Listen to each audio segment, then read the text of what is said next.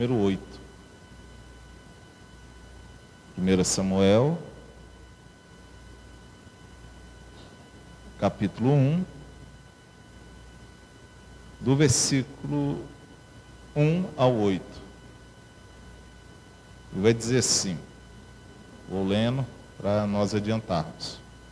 Havia certo homem de Ramataim, Zufita, dos montes de Efraim, chamado Eucana, filho de Jeroão, neto de Eliú e bisneto de Tou, filho do Eframita Zufi. Ele também tinha duas mulheres, uma chamava-se Ana e a outra Penina. Penina tinha filhos, Ana, porém, não tinha. Todos os anos, esse homem subia a cidade, a Siló, para adorar e sacrificar ao Senhor dos Exércitos. Lá, Ofni e Finéias, os dois filhos de Eli, eram sacerdotes do Senhor. No dia em que Eucana oferecia sacrifício, dava porções à sua mulher Penina e a todos os filhos dela. Mas a Ana dava uma porção dupla, porque a amava, apesar de o Senhor tê-la deixado estéril. E porque o Senhor tinha deixado estéril sua rival, procurava continuamente a fim de irritá-la, ou provocava, a fim de irritá-la. Isso acontecia ano após ano, sempre que Ana subia à casa do Senhor, sua rival a provocava. E ela chorava e não comia. Eucana, seu marido, lhe perguntava: Ana, por que você está chorando? Por que não come? Por que está triste? Será que eu não sou melhor para você do que 10 filhos? Até aí. Vamos orar? Senhor, nós queremos te agradecer pela tua palavra. Fala conosco nessa noite. Manifesta a tua glória no nosso meio. Nós estamos aqui, Pai, para falar para famílias, para casais. E é um assunto tão pertinente nos nossos dias, porque nós temos visto o quanto os casais têm se desajustado e não têm permanecido dentro desta instituição tão gloriosa, instituída por Ti, Pai, e têm se separado, e tem havido muitos e muitos divórcios no nosso país e no mundo, porque os casais não têm visto, ó Deus, o casamento como uma instituição séria, como uma instituição que merece honra. Fala o nosso coração nessa noite, e Deus, e nos ajusta para que nós possamos, dia por dia, sermos, hoje, falando para os maridos, sermos um casal cada vez melhor para a glória do Teu nome. Que o nome do Senhor seja glorificado através das famílias. Que o nome do Senhor seja glorificado através do homem, o homem de Deus. Que o nome do Senhor seja glorificado através da mulher de Deus. É o que eu te peço nesta noite, em nome de Jesus. Amém e amém. Que história linda, né? Estamos vendo aqui uma história de um marido, e não observe a questão do duplo casamento que ele tinha aqui. Naquela época, os homens tinham a autorização da lei de Moisés, para poder casar com mais de uma mulher. Mas não era assim que Deus tinha e havia planejado no início. Jesus vai dizer isso nos evangelhos de Mateus, no capítulo 19, nós vamos ver Jesus dizendo assim, que não, no princípio não foi assim que Deus havia ordenado, porque Deus, quando fez o casal, fez um homem para uma mulher. Só que por causa do pecado, por causa da depravação do homem, e por causa até mesmo daquela situação que eles viviam naquela época, eram povos nômades, povos que tinham que povoar terras, povos que tinham que crescer. Então, havia dado essa brecha para que esses homens possuíssem mais de uma esposa. Geralmente havia uma esposa principal e havia umas concubinas, né? As empregadas da mulher, e que também, em certas situações, essas mulheres dormiam com o senhor, com o patriarca da casa, para poder suceder descendência para ele, para que ele tivesse uma descendência grande, para que ele tivesse mais filhos. Mas isso, na verdade, só gerou muita confusão ao longo da história do homem. Nós vimos que isso não era bom. Mas aqui, nesse caso aqui, nós vemos esse homem chamado Eucana, e ele possuía duas mulheres. Uma chamava Penina e a outra se chamava Ana. Ana, o nome Ana quer dizer graça, favor imerecido. Olha só, Ana quer dizer graça. Eucana, o nome Eucana quer dizer Deus tem tomado posse. Olha só, Deus tem tomado posse. E Eucana, ele foi conhecido na história, não só por essa história aqui entre ele e as suas esposas e a sua principal esposa, que era Ana, mas ele foi conhecido porque ele foi o pai de um grande homem de Deus, que foi o profeta Samuel. Não é verdade? Eucana, ele era da tribo de Levi, morava no território de Efraim, porém ele era da tribo de Levi. Eucana era um homem que nós podemos tirar muitos exemplos dele como marido, como esposo, nessa situação dele com Ana. E nós vamos aprender aqui e tirar, nós homens, a esposa, aqui tem algumas esposas que estão sentadas longe, né? A Lorraine está lá longe, né?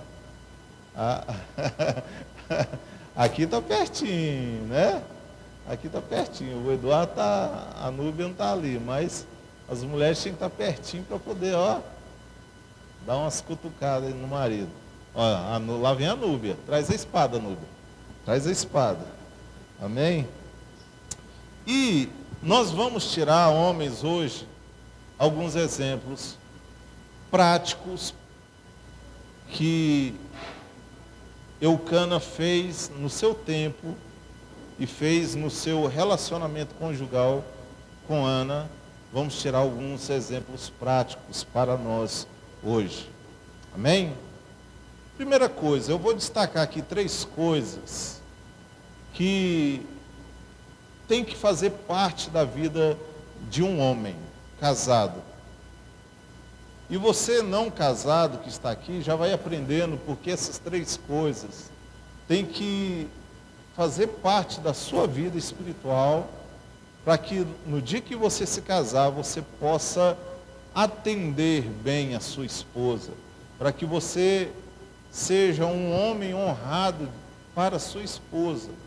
Irmãos, eu estou dizendo aqui, e talvez você fale assim, pastor, mas o senhor vai falar essas coisas, será que o senhor também não tem alguns defeitos como marido? Eu tenho, irmãos. Infelizmente, nós temos.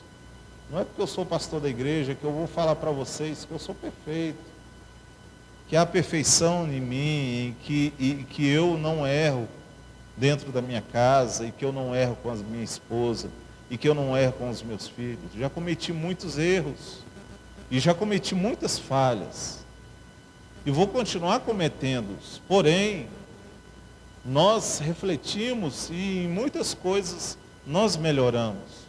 Ninguém fica 10, 15, 20, no meu caso, 25 anos casado, se não houver alguns consertos ao longo do trajeto. Ninguém fica. A gente sabe que os casais hoje, a primeira coisa, quando ocorre um problema dentro do relacionamento, eles optam A primeira coisa que eles optam é pela separação, é por desistência. Vamos desistir disso. Então as pessoas hoje, elas se casam já com a intenção de se separar. Hoje temos visto aí outros tipos de casamentos, né, entre aspas. Um casamento de contrato, né, apenas um contrato feito no cartório, onde as pessoas convivem juntas, mas o que é um é de um, o que é do outro é do outro, e o dia que houver uma ruptura desse relacionamento, eles então, cada um vai para o seu lado e cada um leva a sua parte. Não há a união da forma que Deus deixou para nós, que as coisas de um é do outro e do outro é de um, e o que era de um agora é nosso. Não é mais individualismo, agora nós temos alguém para dar satisfação, alguém que vai nos acompanhar nessa trajetória e alguém que depende de nós. Então o homem, ele, primeiro, vamos lá, a primeira coisa que o homem tem que ser, ele tem que ser um homem espiritual, um homem que tem uma vida espiritual sadia. Ele tem que ser o sacerdote da casa. Ele tem que ser aquele que toma frente nas questões espirituais da casa. Infelizmente, o que nós temos visto hoje é que as mulheres, muitas vezes, têm tomado a frente da espiritualidade da casa, acarretando para elas, além de todas as coisas que elas já têm para fazer com o marido, com filhos, com trabalho, com a casa, com a própria casa, a mulher ainda tem que ser o esteio de oração dentro da casa. Está errado.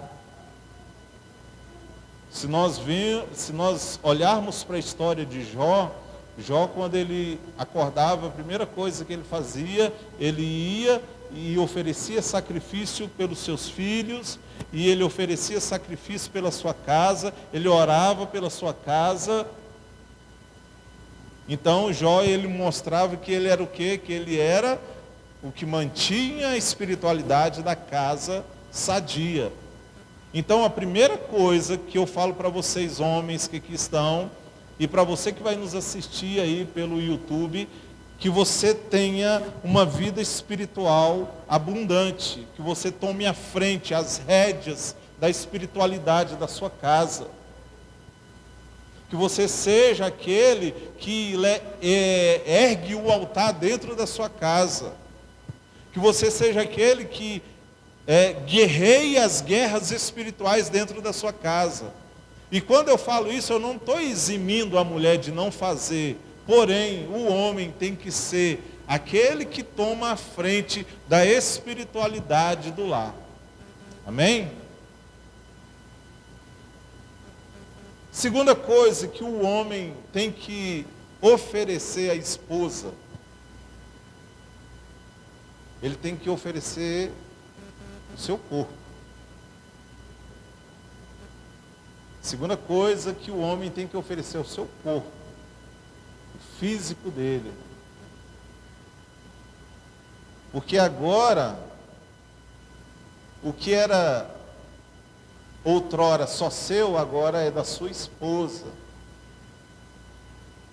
O marido não pode negar a sexualidade para a esposa.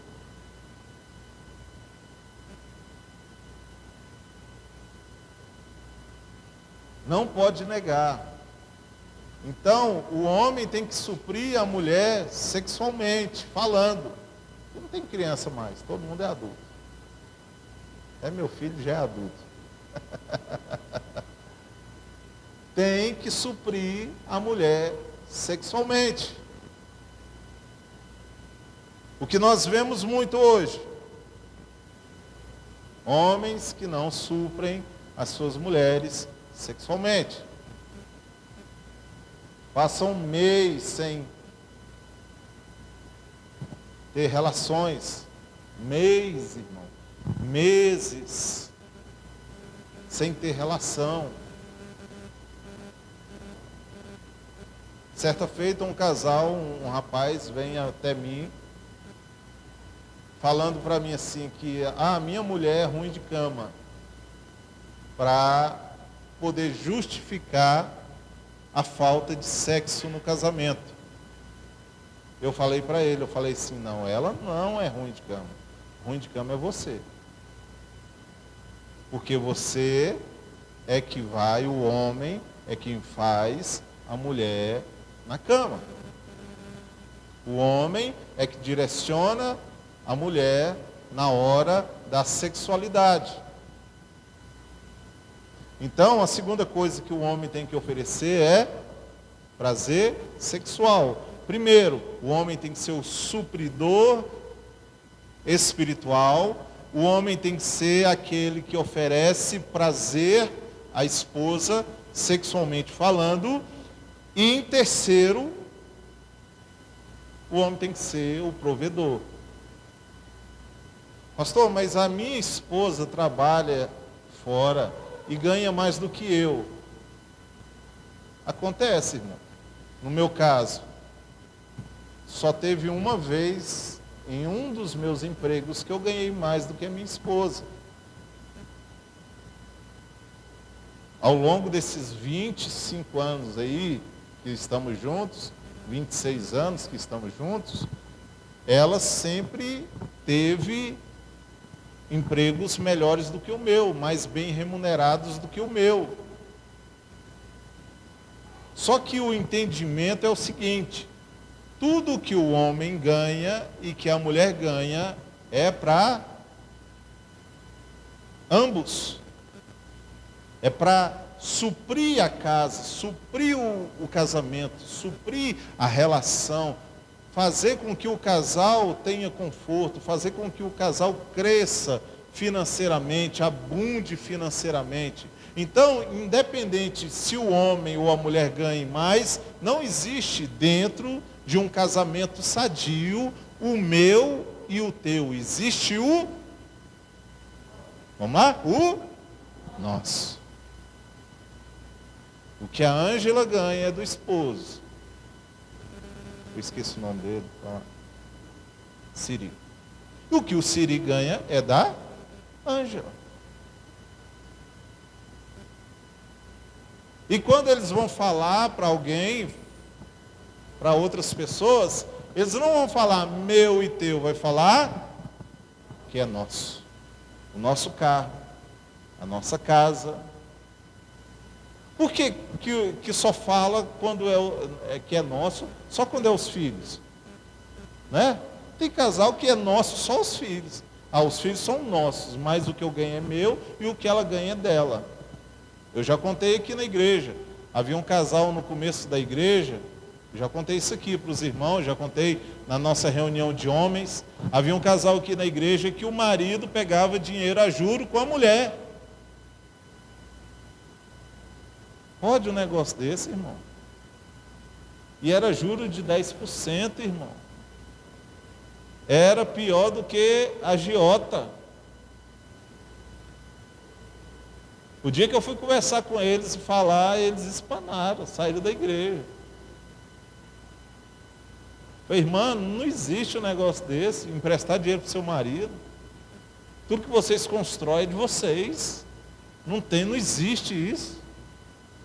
A gente sabe que as mulheres, elas têm uns lugarzinhos onde elas gostam de guardar o dinheirinho, né? Esconder ali e tal, para uma emergência. Mas mesmo assim, quando a relação é saudável, o casamento é saudável, até esse dinheirinho escondido, que nós homens não sabemos onde está, esse dinheiro entra para o casal, entra para dentro da casa, entra para o benefício da família. Então, independente se o homem ganha menos ou mais, ele é o supridor da casa. Ele é o supridor da casa. Porque ele também está ralando. Ele também está correndo atrás. Então, ele está suprindo em alguma área da casa, do lar, do casamento, ele está suprindo financeiramente também. O que nós vemos na sociedade hoje é o quê? Que as mulheres que têm um poder aquisitivo maior do que o homem, elas tendem a diminuir o homem. E infelizmente, por causa dessa praga chamada feminismo, que invadiu o mundo, né? O feminismo começou bem, depois... Então esse negócio de feminismo que faz com que as mulheres sejam empoderadas. E infelizmente esse tipo de ideologia adentrou a igreja, e nós vemos as mulheres dentro da igreja vivendo, dizendo que não são feministas, mas vivendo como feministas, agindo como feministas, querendo que o marido seja obediente a elas, seja submisso a elas, invertendo os papéis da missão do casamento, invertendo os papéis da missão do casamento.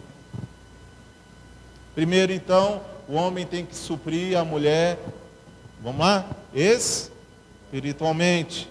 Em segundo lugar, o homem tem que suprir a mulher sexualmente, fisicamente. Em terceiro lugar, o homem tem que suprir a mulher, ele tem que ser o quê? O provedor. Vamos ver aqui, olha só, nesse texto que nós lemos aqui, nós vamos ver o quanto Eucana pode nos ensinar.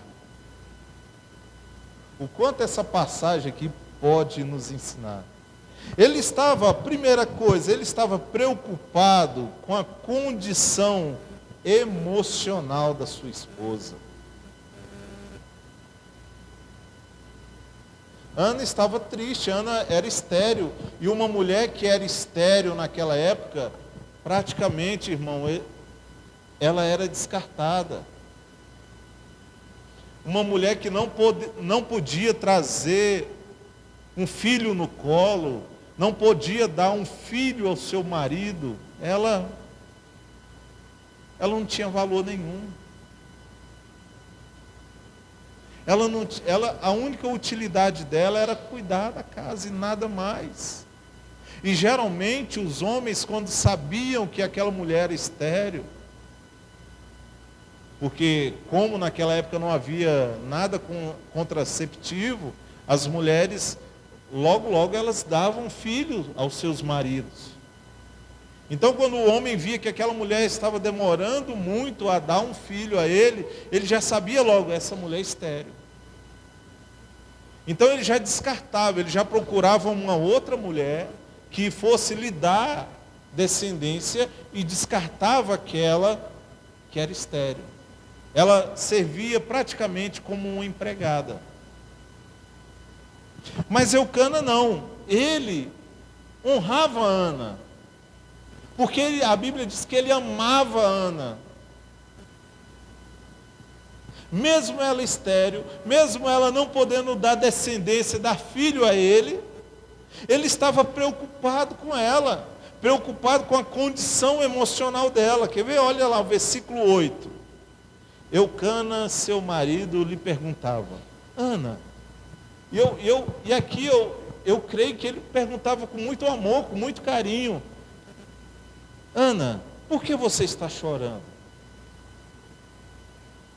Por que você não come? Por que está triste? Ana, por que você está assim, Ana? Queridos, será que nós estamos preocupados com a condição emocional das nossas esposas?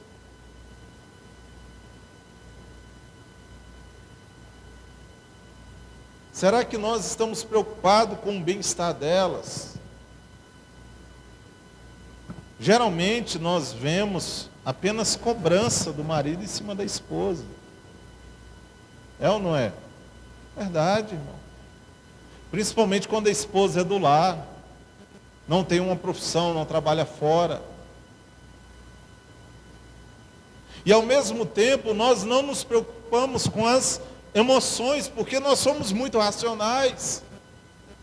O homem é racional, o homem é um ser meio que desprovido de emoções. Então nós não nos preocupamos como é que foi o dia, como é que passou o dia, como é que foi as coisas no trabalho. Antigamente esses dias eu estava até conversando, eu acho, com os homens aqui, e eu comecei a praticar uma coisa com a Luciene que eu não fazia. Que quando eu vou buscar ela no serviço, ela entra no carro e já pergunta assim, e aí, como é que foi o dia? Eu acho que ela não observou muito isso, porque eu não fazia isso. E de alguns meses para cá, eu já entro no carro perguntando para ela, e aí, como é que foi o dia? Porque mulher, irmão, quando você fala assim, e aí, como foi? Aí elas despejam. Elas querem contar, foi assim, aquela amiga de serviço, assim, é chata, xarope, deu trabalho, ou vai contar alguma coisa boa que aconteceu também no serviço. Não é verdade? Então elas gostam de falar. Então quando você dá uma brechinha, elas vão falar. Isso é se preocupar com o quê?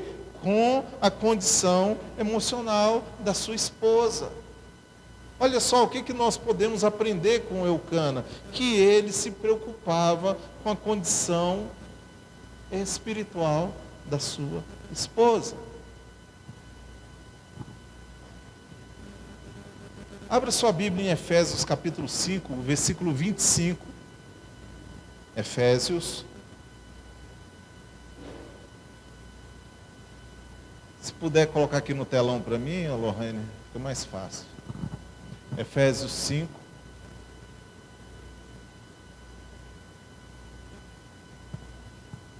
Olha só o que Paulo vai trazer para nós homens. Como nós devemos proceder com as nossas esposas.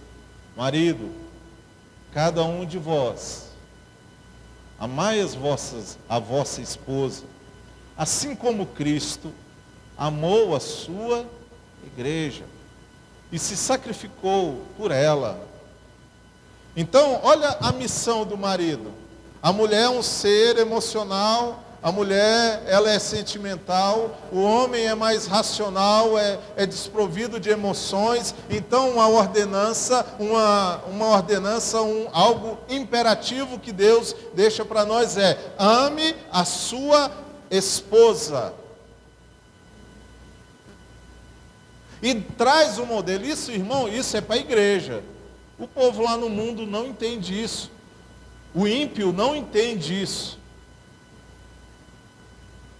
Amai a vossa esposa como, há um parâmetro de amor, como Cristo amou a igreja. E como é que Cristo amou a igreja? Cristo amou você, sendo você ainda pecador. Ele nos amou sendo nós ainda pecadores. Então Ele não olhou a nossa condição de pecaminosidade. Ele nos amou, Ele se entregou por nós, Ele se sacrificou por nós. Então agora a diretriz para o homem: amar a sua esposa como Cristo. O modelo de marido é Cristo. O modelo de esposo é Cristo. O modelo de entrega é Cristo. O modelo de suprimento é Cristo. O modelo de amor incondicional é Cristo. Amém? O nosso modelo, então, padrão é Cristo. E Eucana está fazendo isso. Ele está preocupado com Ana, uma mulher que, aos olhos daquela sociedade, não deveria ser amada por ele, porque ela não poderia dar aquilo que ele mais desejava, que era um filho. E Eucana vai dizer no versículo 8, no final, ele vai dizer assim: será que eu não sou melhor para você do que 10 filhos? Olha, Ana, independente se você tem filho ou não, eu amo você, eu quero que você seja a minha esposa, eu quero que você conviva comigo, viva comigo todos os dias, eu quero ser melhor para você do que 10 filhos. Ele faz essa pergunta para Ana: eu não sou melhor do que 10 filhos? Só que nós sabemos que uma mulher, ela quer ter o quê? Ela quer ter filhos. Ela quer dar descendência para o seu marido. Ela quer constituir uma família. É bom, não é, ter filho, irmão? É. É difícil? É difícil. É ou não é, Núbia? Hã? É, sim. Agora não, mas vai ser. É difícil, não é fácil. A vida de pai, de mãe, não é fácil. Sabe por quê? Outrora vocês eram só vocês dois. Agora tem um outro ser para se preocupar. Tem uma terceira, uma quarta, uma quinta pessoa que você vai ter que se preocupar com ela. Então agora as coisas se tornam mais difíceis. Mas Eucana vai mostrando para Ana que ele estava preocupado com ela em todas as áreas da vida dela. Estava preocupado com as emoções dela, estava preocupado por que ela não comia, estava preocupado por que ela estava chorando. Será que nós, homens, estamos preocupados com esse tipo de coisa em relação à nossa esposa? Você que vai nos assistir, preocupe-se com a sua esposa. Nós estamos vivendo dias tão difíceis, dias em que as mulheres têm sido atacadas na alma, no espírito, têm sido atacadas no corpo com doenças psicológicas.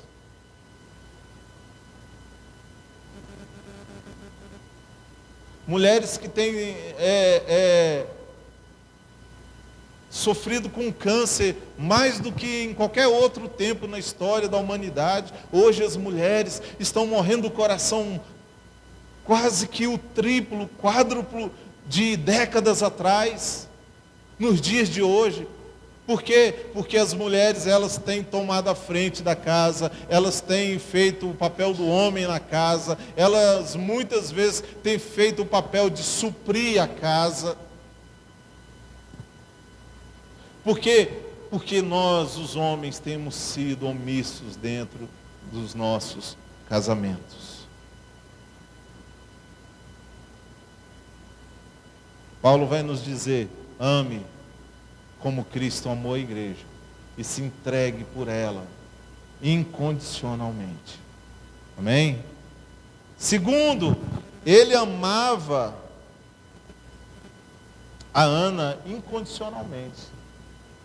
É o que Paulo fala lá em Efésios 5, 25. E nós vamos ver aqui no versículo 5. Olha só. 1 Samuel 1, 5. Mas a Ana dava uma porção dupla, porque a amava, apesar de o Senhor tê-la deixado estéril. Independente da condição de esterilidade de Ana, Eucana a amava. Engraçado que no texto nós não vemos dizer que Eucana amava a Penina dessa forma. Pensa, irmãos. Pensa vocês aí agora, as mulheres. Imagina, eu converso muito isso com os homens aqui na reunião. E falo muito para eles, por causa da depravação que há no coração do homem.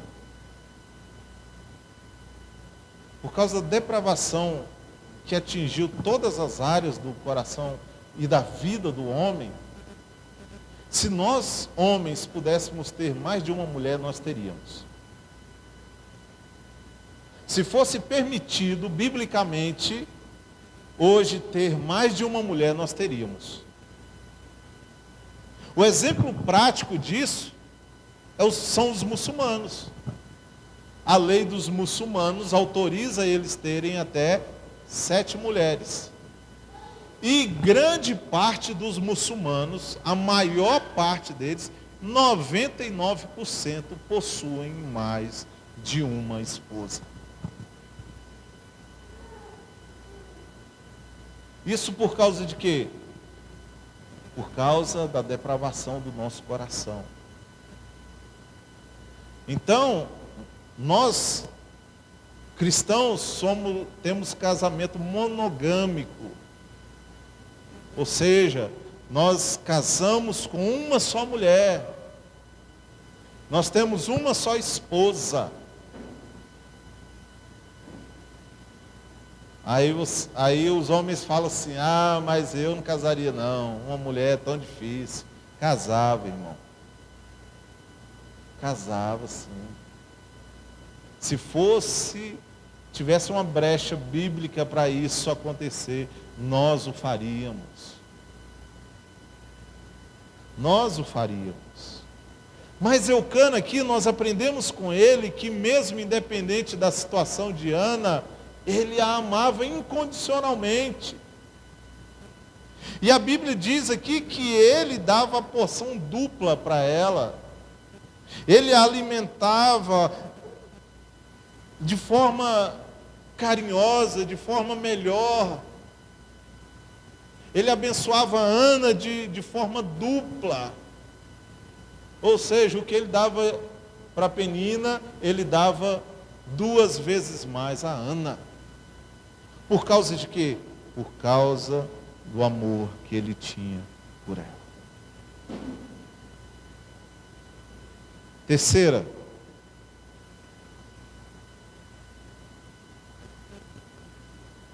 nós já falamos sobre isso aqui. Terceiro, cuidava da espiritualidade. Eucana cuidava da espiritualidade da sua casa. Quer ver? Olha o versículo de número 7.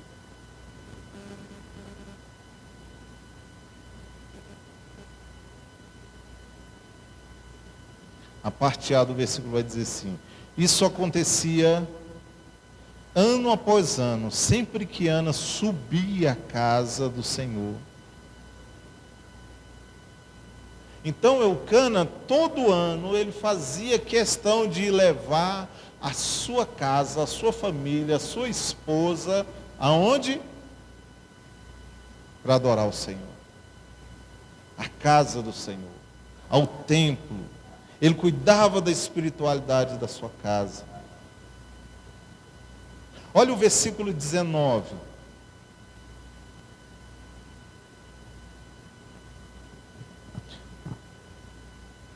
Só a parte A do versículo vai dizer assim: na manhã seguinte, quando eles se levantaram e adoraram o Senhor. Na manhã seguinte, eles se levantaram e adoraram ao Senhor. Eucana era um homem que tinha intimidade com Deus e que levava essa intimidade com Deus para sua esposa. Ele era um homem que supria espiritualmente a sua casa, a sua família, a sua esposa. Ele era um homem que levava a sua esposa a orar. Ele era um homem que levava a sua esposa a adorar. Ele cuidava da vida espiritual da sua esposa. E agora nós vamos lá para Efésios novamente. Abre aí para mim, Lohane, Efésios capítulo 5, no versículo 27. Olha só o que Paulo vai dizer. Versículo 26 e 27. Põe o 26. A fim de santificá-la, tendo-a purificado no lavar da água por meio da palavra. E Paulo está falando o quê? Que Cristo santificou a igreja, purificou a igreja, só que Paulo está fazendo uma analogia da igreja com a esposa e de Cristo com o esposo. Então o esposo, a missão do esposo é o quê? Santificar a esposa. Por meio de quê? Por meio da palavra. O marido é o encarregado de trazer a palavra dentro de casa, a palavra de Deus dentro de casa, é missão sua. Versículo 27.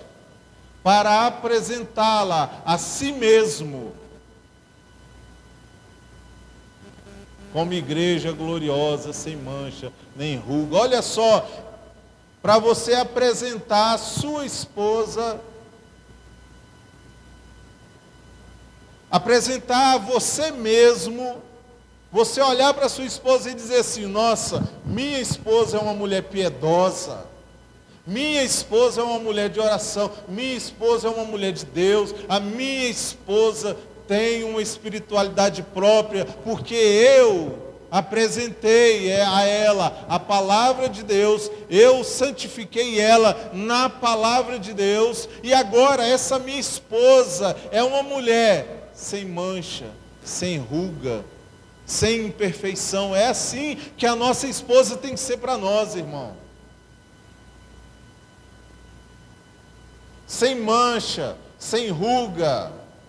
Engordou? Não, não engordou não.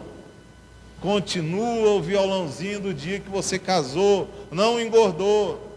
Já viu aquelas figurinhas que colocam o carinha gordinho lá na frente do espelho, ele vendo um fortão? Ele olha para o espelho, ele vê um cara forte, mas ele está gordo. Então é essa a nossa ótica para com a nossa esposa. Porque a mulher vai envelhecer, ela vai criar ruga, ela vai criar manchas na pele, né? Tudo que ali está dizendo, sem mancha. Então, o nosso olhar para a nossa esposa continua o mesmo do dia do namoro. O mesmo. Sem mancha, sem ruga, só que melhor, santa. Amém? Piedosa, mulher de Deus, mulher que busca a palavra de Deus, mulher que ora. Por quê? Porque você, homem, supridor espiritual da sua esposa, ensinou ela a ser assim, ensinou ela a proceder dessa forma. E agora ela é uma mulher santa.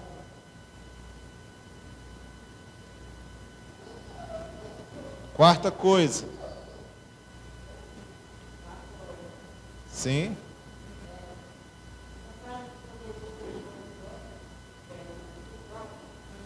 Vinte e oito.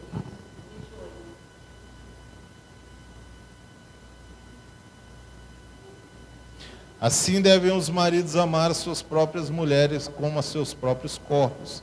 Quem ama a sua mulher, ama a si mesmo. Amém? Quem ama a sua mulher, ama a si mesmo. Olha só, irmão. Você amando a sua mulher, você está amando a si mesmo, porque vocês agora são uma só carne. Então o que dói nela, dói em você. O que dói em você, dói nela.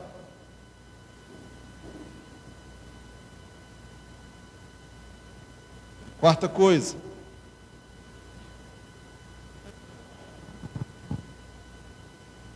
Esse homem,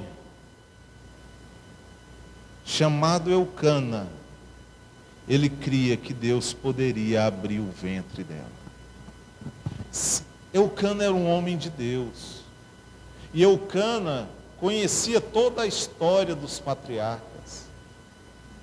Irmãos, Eucana conhecia a história de Abraão. Eucana conhecia a história de Jacó.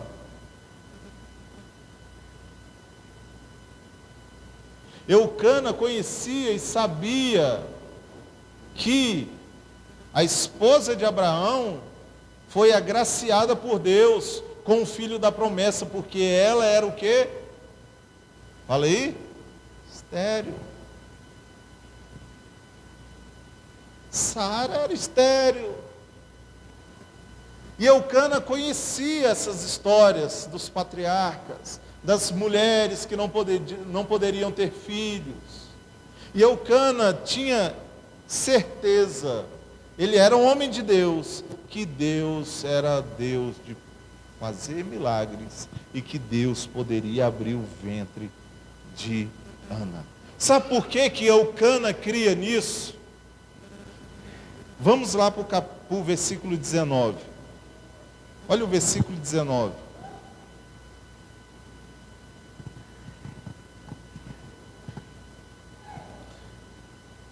Na manhã seguinte, eles se levantaram a adorar ao Senhor. Eucana ora com sua família, se levantam cedo, oram e voltam para casa, em Ramá. Eucana, então, teve relações com a sua mulher. Em algumas versões vai dizer que Eucana conheceu a Ana. Essa expressão conhecer é se relacionar, é ter momentos de relação sexual com a sua mulher. Então, Eucana deita-se com Ana, tem relação com ela. Irmão, se Eucana não tivesse, primeiro que ele tinha amor por ela, mas se ele não tivesse a esperança de que Deus poderia suceder a Ana filhos, ele não deitaria com Ana. Ele não deitaria com Ana. É uma coisa tão linda, tão interessante, que olha como Eucana era um homem que nós temos que copiar.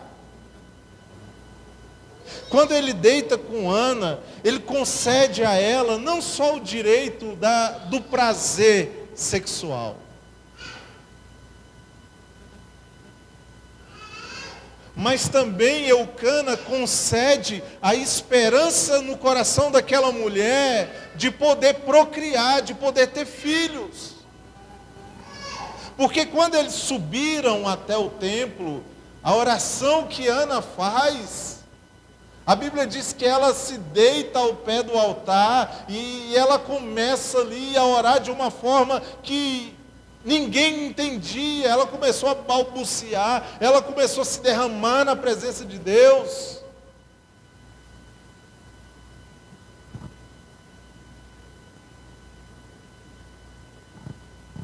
Ela começou a pedir ao Senhor o desejo do coração dela, e agora o seu marido, que tanto a ama, que tanto a quer bem, ele faz a sua missão, a missão que todo marido, viu, irmãos que aqui estão, tem que fazer. Deita com a sua mulher, dá aquela namorada bem namorada, independente se é para ter filho ou não. O sexo foi feito para quê? Para nosso prazer também, não só para procriação, para prazer. E Eucana deita com a sua mulher Ana, e a Bíblia vai dizer que, olha só, que coisa linda. Versículo 20. Vamos terminar o versículo 19. E Eucana teve relações com sua mulher Ana. E porque aquele casal era um casal de Deus, um casal que Deus tinha um projeto na vida deles. Olha que coisa mais linda. E o Senhor se lembrou dela. Irmão, eu até arrepio com isso aqui. Não sou muito de arrepiar não, né? Mas e o Senhor se lembrou dela.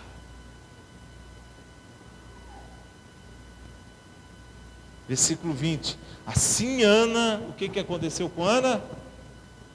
Engravidou, concebeu, e no devido tempo deu à luz um filho, e deu-lhe o nome de Samuel, dizendo: eu o pedi ao Senhor. Por causa desse amor, por causa dessa complacência, por causa dessa afinidade, por causa desse gesto de amor para com Ana, Deus honra Eucana e dá um filho homem, um filho, não que as mulheres não sejam honra, viu, irmãos? Mas deu um filho homem, que esse filho homem se tornou um grande profeta. Um grande profeta em Israel. Olha só, por causa do amor, da complacência e dessa união, nesse casamento, Deus sucede um grande homem de Deus, um grande servo dele, Samuel. O que tem acontecido muito hoje, nos dias de hoje, isso, irmãos, dentro da igreja, e nós temos que tomar muito cuidado com isso, é que se há alguma dificuldade na vida das nossas esposas, nós, maridos, nós queremos logo descartá-las. Talvez não seja o seu caso que aqui está, talvez não seja o caso de quem está e vai assistir essa palavra pela internet, mas dentro dessa sociedade que nós vivemos hoje, como eu já disse, é uma sociedade que qualquer coisa que acontece dentro do relacionamento conjugal, a primeira opção é a da separação. Nós temos que lutar contra isso. Se nós queremos ter uma vida conjugal abençoada, se nós queremos mudar a sociedade brasileira, se nós, igreja, queremos ter um reconhecimento dentro da sociedade que nós verdadeiramente somos o povo de Deus, a primeira coisa que nós temos que fazer é permanecer, é não sermos desistentes. Irmãos, quem desiste é fraco. O desistente é o fraco. Um homem de Deus não pode desistir. Um homem de Deus, ele tem que continuar independente da circunstância, independente da situação, independente do que acontecer, nós temos que permanecer. Porque muitas coisas que acontecem dentro da nossa casa, boas ou não boas, ruins, coisas ruins, vão servir de testemunho para a glória de Deus. Para a glória de Deus. Ruim, porque a situação ruim, quando você vence ela, Deus é glorificado, amém? Deus é glorificado.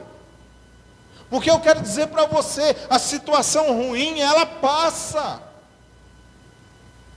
Só que como nós vivemos num tempo onde, primeiro, os homens não agem mais como homens, eu fico imaginando como será a nossa sociedade daqui 20 anos, irmãos. Se eu estiver vivo até lá, para eu ver como serão os homens do futuro.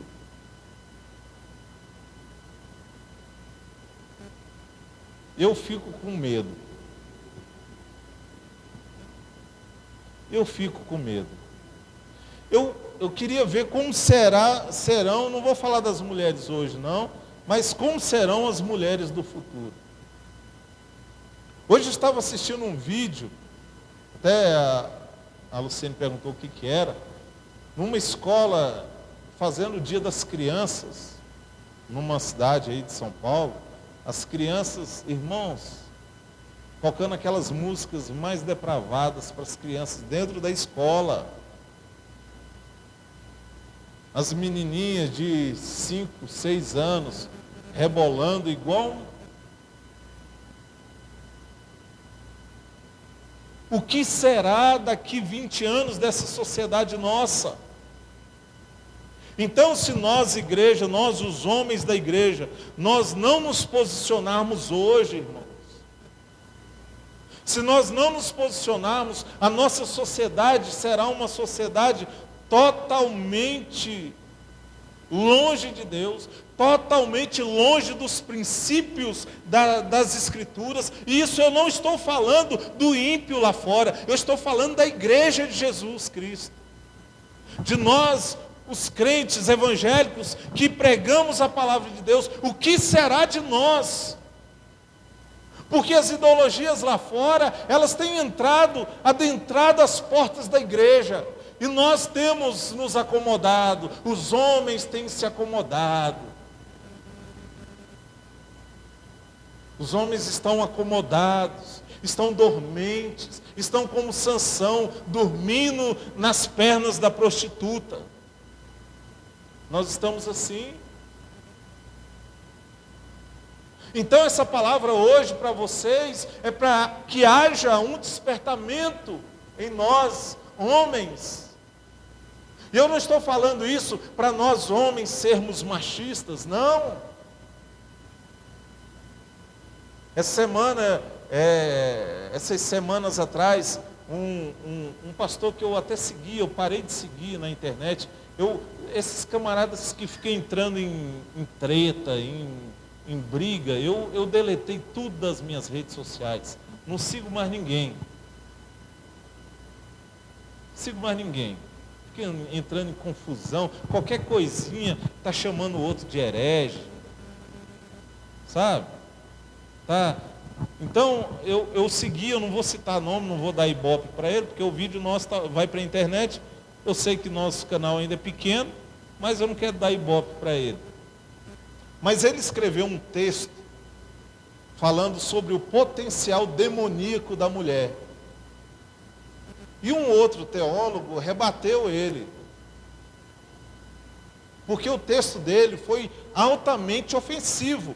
Porque ele colocou como a mulher, como se a mulher fosse mais pecadora do que o homem. A gente sabe que as mulheres, quando elas maquinam mal, elas maquinam bem maquinado, viu, irmão? As mulheres, quando elas querem esconder as coisas, elas escondem bem escondido. Porém, o potencial maligno do pecado não está só no coração da mulher, também está no coração do homem, igualmente. Não há diferenciação. A mesma problemática infernal no coração da mulher é a mesma problemática infernal no coração do homem. Então eles tiveram uma treta lá, eles tiveram uma briga e eu parei de seguir os dois. Por que eles não conversam? É um querendo ser mais certo do que o outro. É um dizendo que é mais do que o outro. Aí começaram a se xingar. Eu falei, quer saber? Tchau para vocês. Tirei um, tirei o outro, não vejo mais treta desses caras.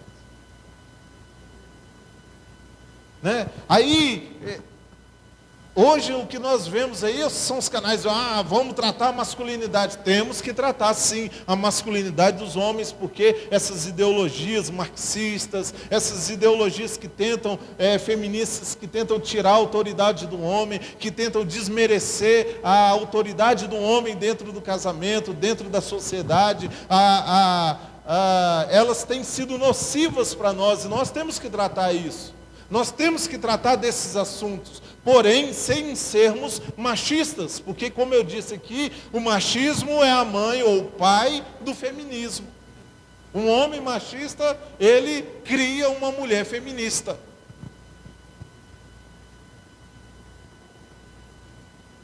A verdade é essa.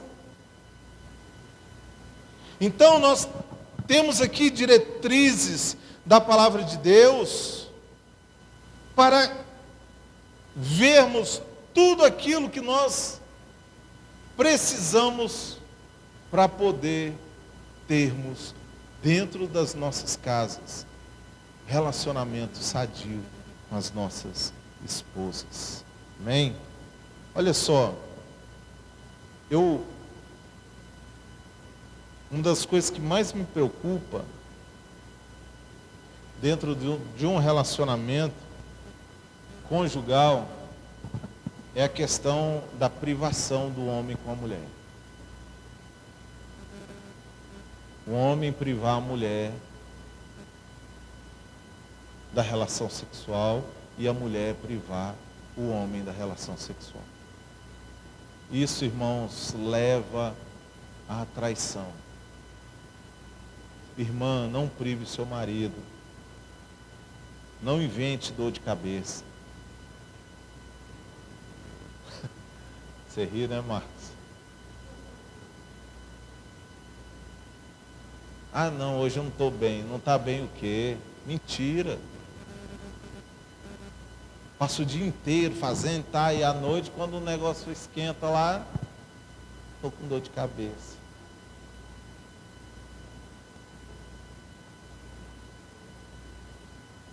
Geralmente o marido ele não foge à raia, né? Isso aí os homens, porque o homem é toque. Você tocou no homem, o homem já, opa, peraí, tem alguma coisa diferente que tocou. Não é?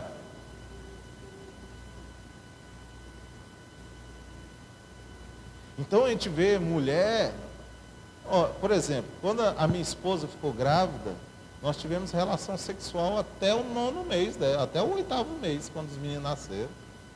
Não me privou de nada. De nada.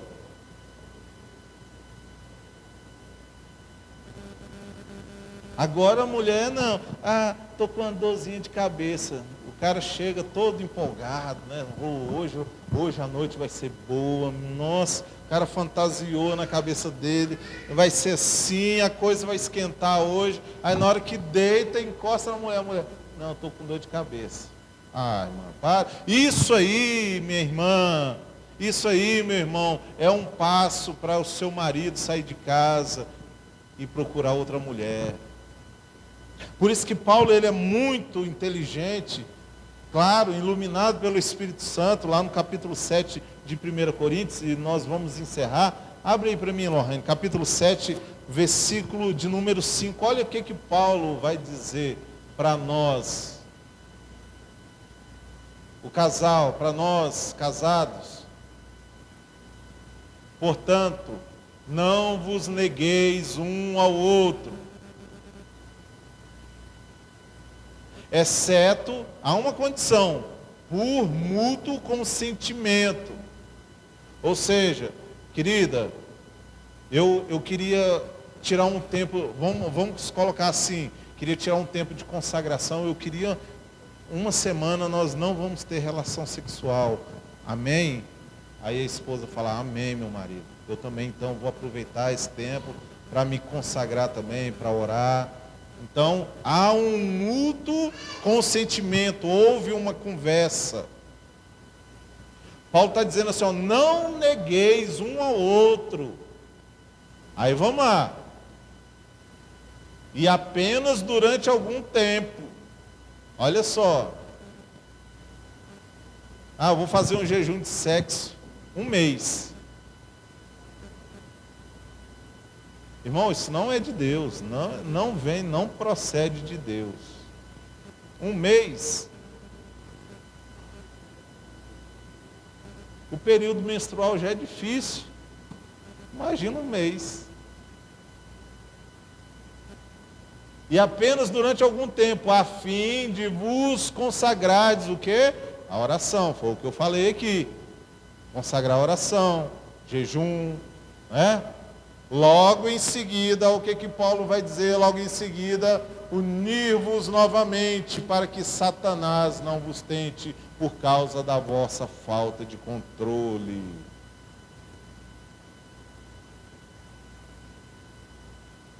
Amém? Volta um versículo, versículo 4. Por que, irmão? Por que isso, irmã? Irmã, agora vou falar um pouquinho para vocês. Porque a esposa não tem autoridade sobre o seu próprio corpo, mas sim o marido. O marido tem autoridade sobre o seu corpo. Pastor, isso é machismo. Não é machismo não. Sabe por quê? Porque olha o que vai dizer seguido na parte B. Da mesma maneira, o marido, olha, da mesma maneira, o marido não tem autoridade sobre o seu corpo, mas tem sim a sua esposa. Então a esposa tem autoridade sobre o corpo do marido. Então se a esposa chega para você e fala assim, hoje eu quero, irmão, rebola, se vira nos 30 e vai à luta.